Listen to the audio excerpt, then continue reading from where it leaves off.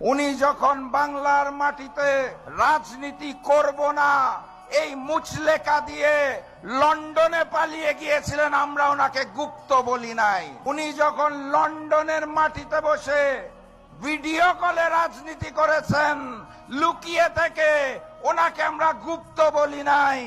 উনি যখন দেশনেত্রী বেগম খালেদা জিয়াকে বালুর ট্রাক দিয়ে আটকে রাখা হয়েছিল, তাও দেশে না এসে বিদেশ থেকে আহ্বান জানিয়েছিলেন, ওনাকে আমরা গুপ্ত বলি নাই।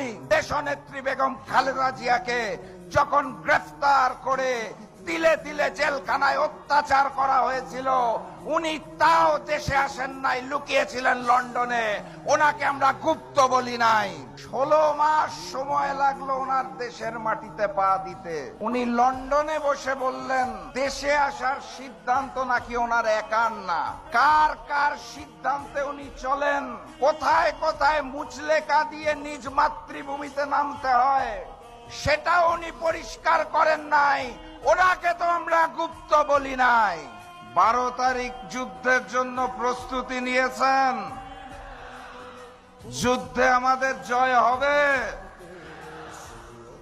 আমরা ভোট কেন্দ্র পাহারা দিয়ে রাখতে পারবো। শহীদি তামান্না নিয়ে এই দুনিয়ায় আমরা এসেছি, মনে রাখবেন।